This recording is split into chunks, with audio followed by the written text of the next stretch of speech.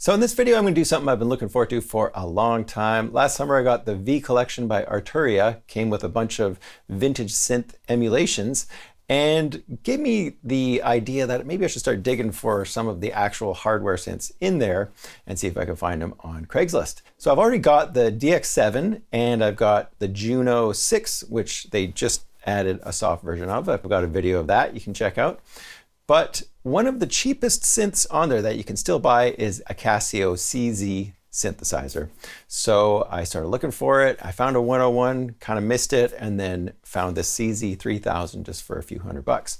So this is kind of the, I guess, the third iteration of this keyboard. They had a bunch of different versions. The actual sound generation capabilities of all of the CZ synthesizers are the same. So you can get a 101, which is this little mini keyboard with all the buttons, and it'll do the same thing as the 3000, as the 1000, etc. So what I'm going to do in this video is show you a little idea that I cooked up using only sounds off the CZ-3000.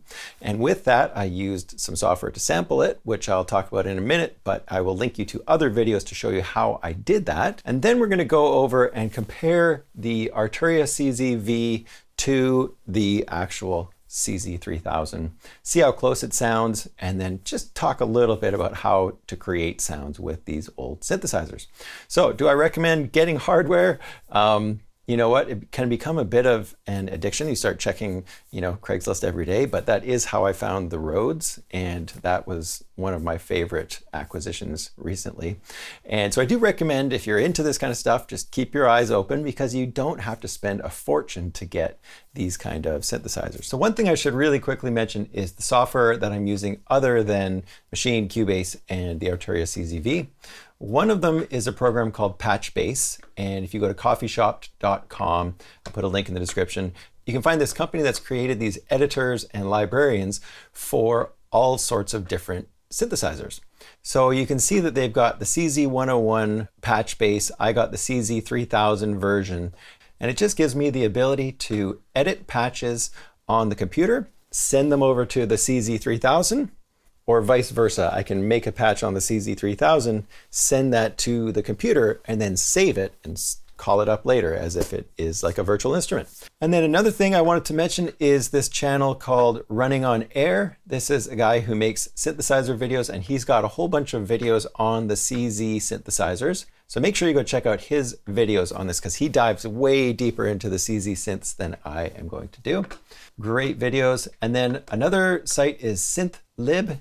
So synthlib.com, and they've got patches for the Casio synthesizers here.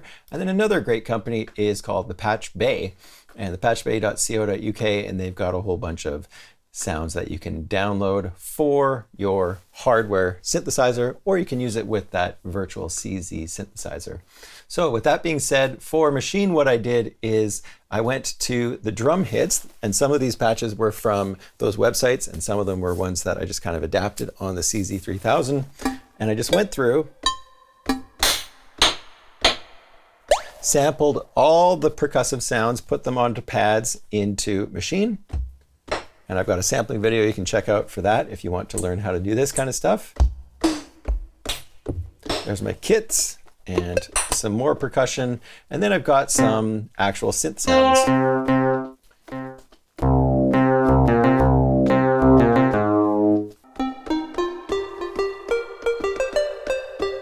And obviously I put a lot of reverb on these because the CZ synths don't have reverb built in. So here is the Rhodes sound.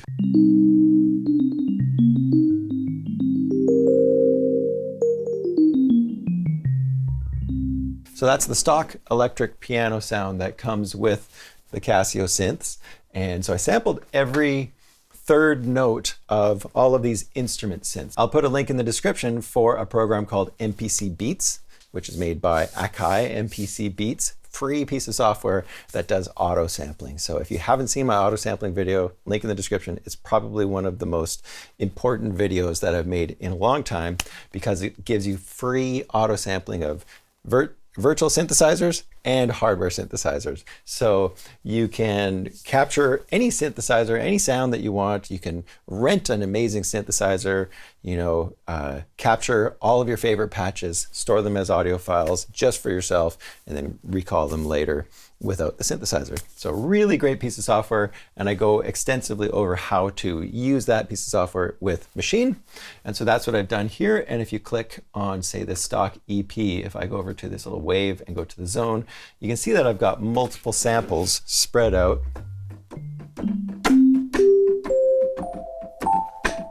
Spread out over the range and then mapped into Machine, and it's quite easy to do this. So watch that video, check out how I did that, and that's all I've got going on here. I've also got a little whistle sound.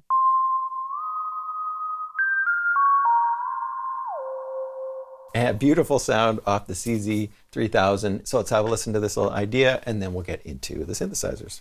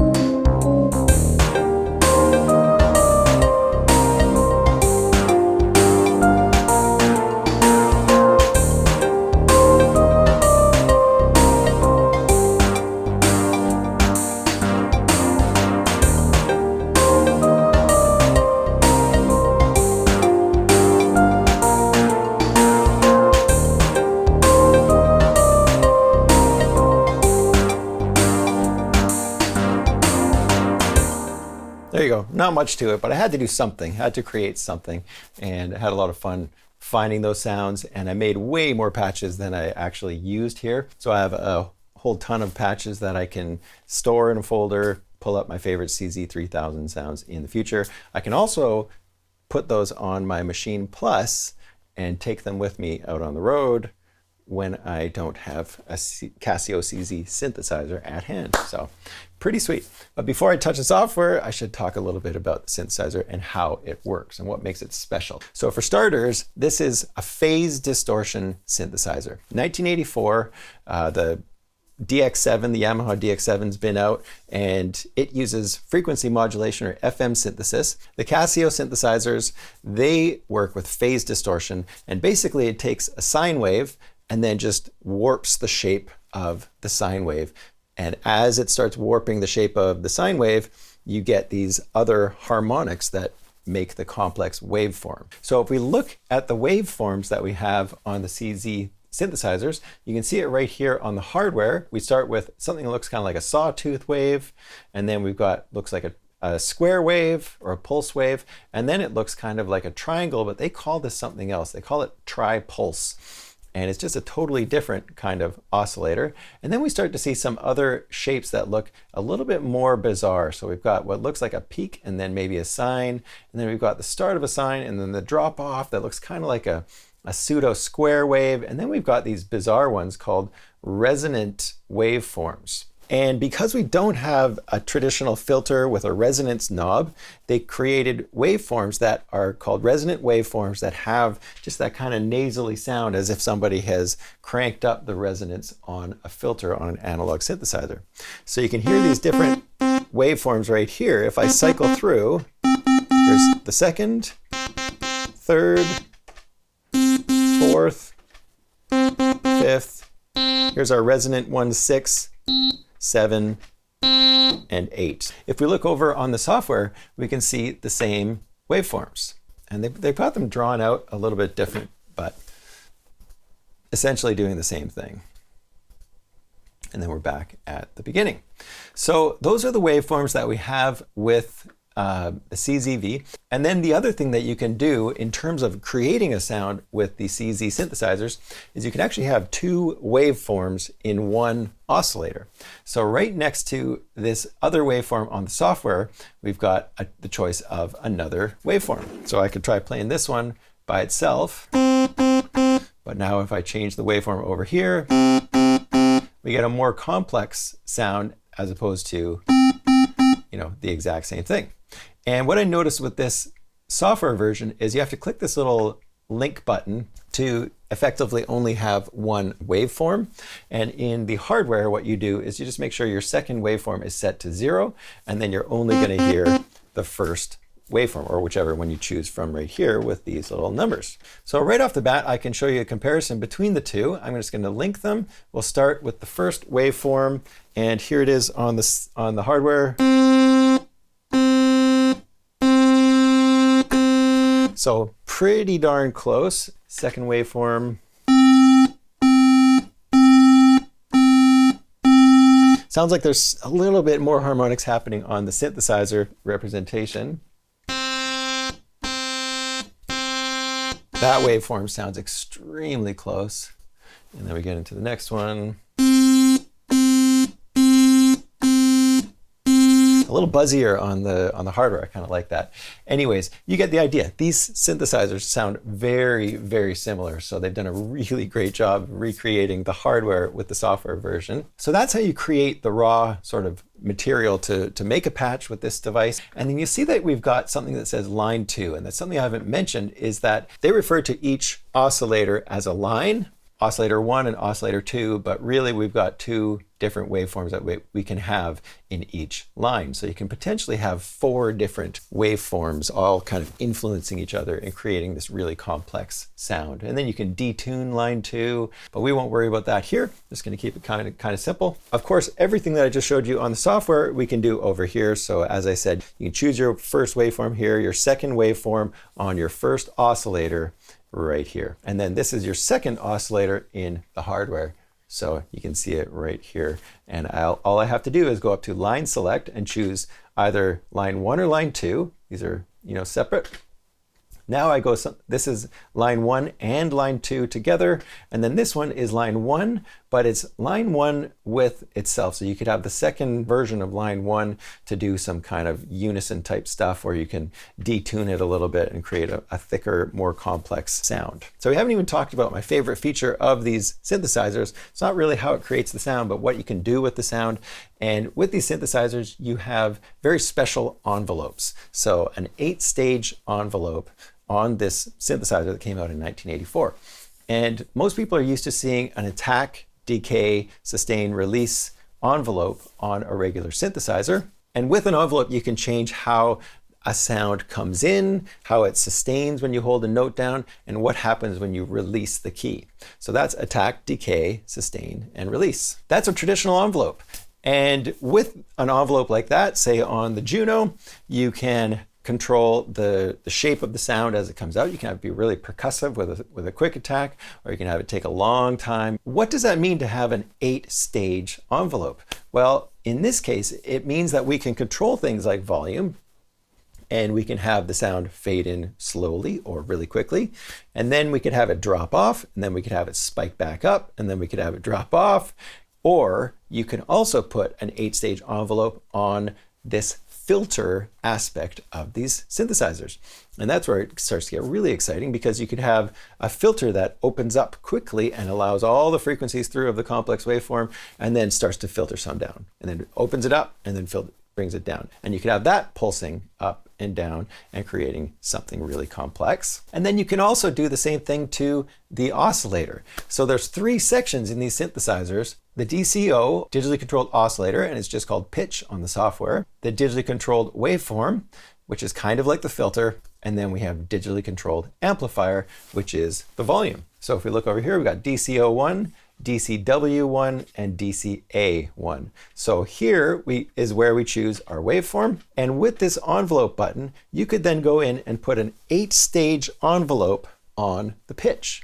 So you could have the pitch warble up and down and up and down and up and hold and then down, something like that. At first, you kind of think, well, how is that even useful? But as you start playing around with it, you start to realize how complex that actually is. Here on the envelope button, I can control the envelope as an 8-stage envelope for the filter. And here I can control the envelope with 8 stages, or steps as they call it, right here, envelope step. We have 8 steps that we can control the amplifier. So the volume can be fading up and fading down and doing all sorts of stuff like that. Over on the software, it's a little easier for you to draw in these, multi-stage points. In the hardware, let's look at how we could shape a sound like this. So first off, I'm going to choose maybe a more complex waveform. So I'm going to go over to the waveform. That sounds a little bit more buzzy. Let's go with that. And then let's go right to the amplifier and play with the envelope of this first. So it starts out right now really quickly. The rate is set to 99 and it goes to a sustain level of 99. So I'm going to take this rate down a little bit right here.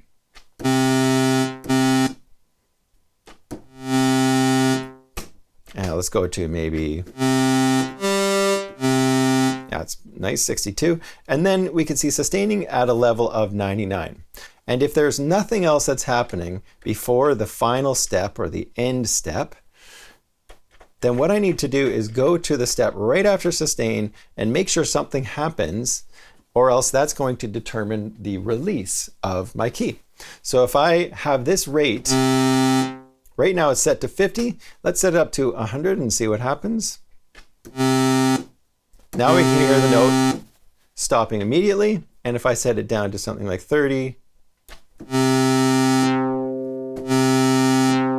that sounds kind of like when you take a normal envelope on a synthesizer and set the release to a little bit longer. So let's maybe crank that up a bit.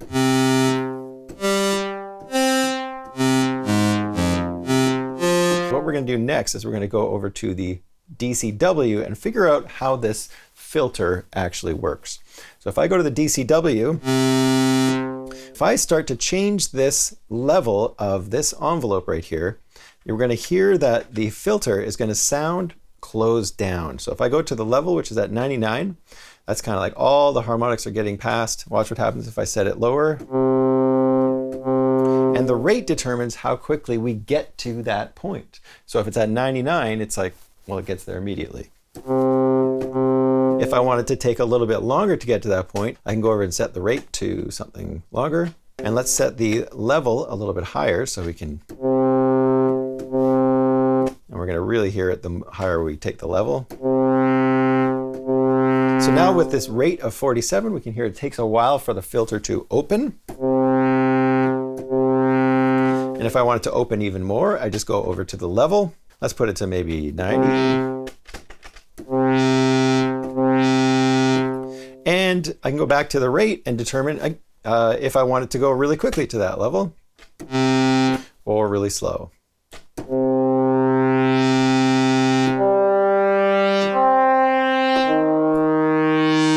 What I want to do with this one is create a filter that's changing with a whole bunch of steps.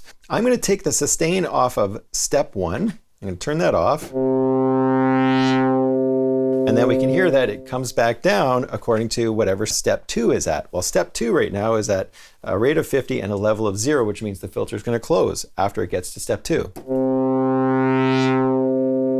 So watch what happens if I take the rate of this one and speed it up.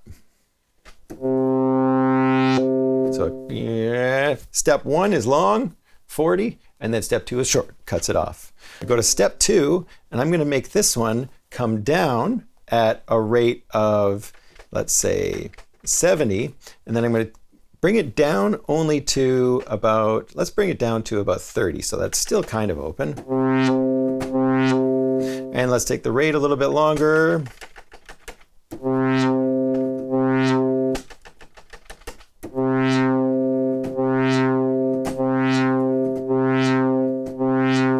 And then let's go to another step. Let's go to step 3, and let's have this one go up to a level of 95.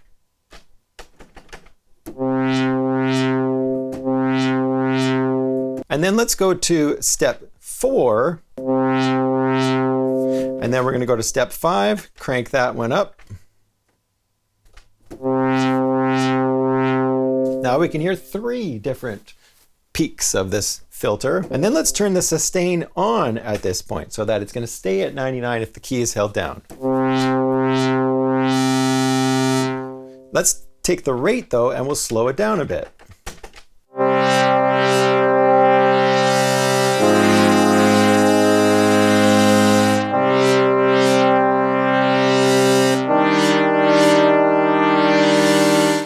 get the idea. I've just created a complex shape, or almost like a pulsing thing, out of just this filter, or this DCW. So this is the best part about this program called Patchbase, because now I can take this synthesizer sound that I've just made on the actual hardware, and I can press this little button right here, which is fetch. It's going to fetch all the parameters from the synthesizer and then toss them onto this little interface. And then I can go in and start playing around with things like the rates or the levels with the software. And if I were to go and program something really complex in here and then try and paste those onto the second voice or something like that, that would take a really long time. So the nice thing about the software is you can right click and you can copy your crazy little envelope that you just created. And this is what I just made right there on the device. You can see this complex envelope. I can then paste it over here onto a totally different oscillator, or I can paste it onto the amplifier section of this synth right here. So this thing is capable of so much crazy sounds, and I'm just scratching the surface of what it can do.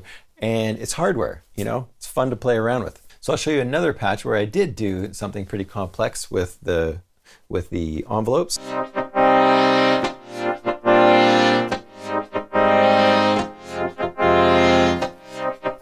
So you can see there, I kind of worked with the DCW to create this pulsing thing, and then pasted that onto the amplifier to control the volume as well as this filter at the same time, and then just played with the levels until it came up with something that sounded kind of nice. So over here you can see a bunch of patches from the Patch Bay, and I'll put a link to that company in the description.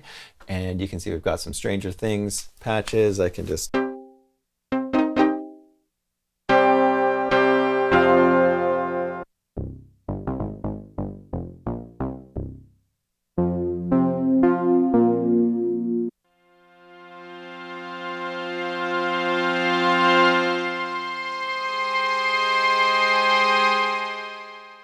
some really great patches, and they're really cheap too.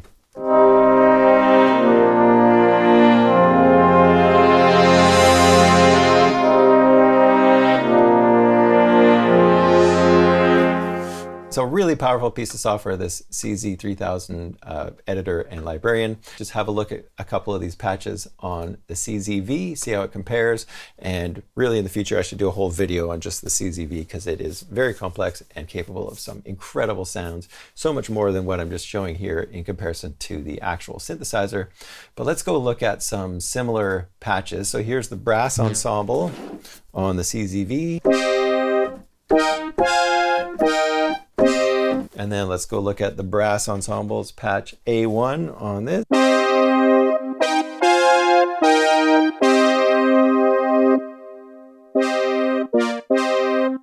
So really similar. So another patch that sounds very similar over here is the strings. Let's go to strings and go to string ensemble 1.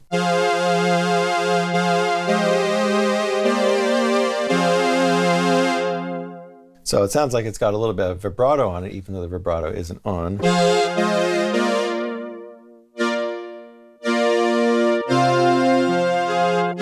And we already heard how similar the actual oscillators work on this one. And then, of course, with the CZ-V, you get to take all of the good stuff of the hardware and then go and work with things like better modulation. They've got some macros that you can use for controlling sound over time. You could assign that to a knob and then do things with the synthesizer that you could never really do with the actual hardware. And then, of course, you've got effects and things like that as well. So let's see what some of these leads sound like.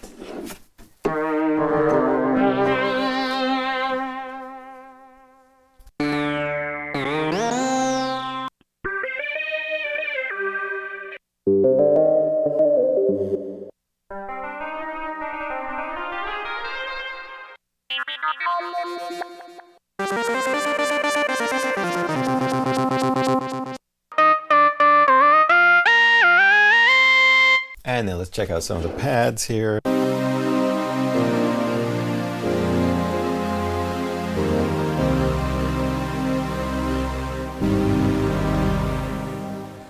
Beautiful.